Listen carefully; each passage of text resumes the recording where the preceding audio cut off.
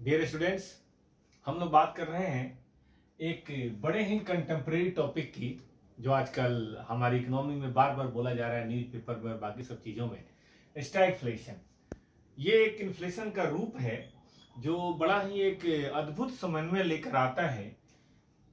एक ही समय में स्टेग्नेशन भी होता है और एक ही समय में इन्फ्लेशन भी होता है। स्टेग्नेशन का मतलब हमारी जो प्रोडक्टिविटी है वो डाउन हो रही होती है, मे बी रिसेशन में जा रहा होता है, down productivity.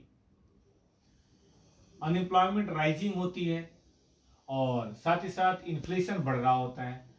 Prices increase in prices हो रहे होते हैं, कमोडिटी हो रहा होता है, सर्विसेज के दाम बढ़ रहे होते हैं। लेकिन ऐसा क्यों होता है?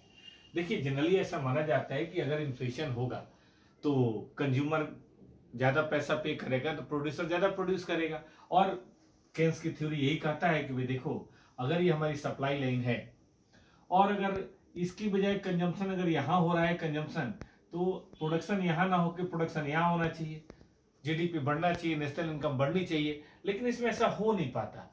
क्यों नहीं हो पाता? क्योंकि जो भी प्राइसेज बढ़ रहे हैं वो सारा का सारा जो है वो इन्फ्लेशन खा जाता है और प्रोडक्शन नतीजा ये होता है कंज्यूमर्स के पास रियल में कंज्यूम करने को इनकम नहीं होती। एज ए रिजल्ट कंजम्पशन धीरे धीरे क्वांटिटेटिव टर्म में कम होती जाती है, प्रोडक्शन कम होता जाता है और अनएम्प्लॉयमेंट और तेजी से बढ़ जाती है।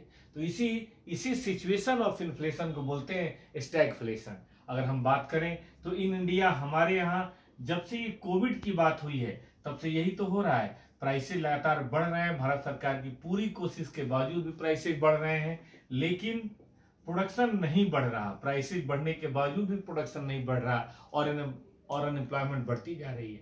एक बड़ी ही खतरनाक सिचुएशन होती है इकोनॉमी को, और ऐसे में सेंट्रल बैंक और बाकी लोगों को बड़े ही सावधानी से काम करने की जरूरत होती है। तभी इसी स्टैगफ्लेशन के राक्षस के ऊपर हम काबू पा सकते हैं।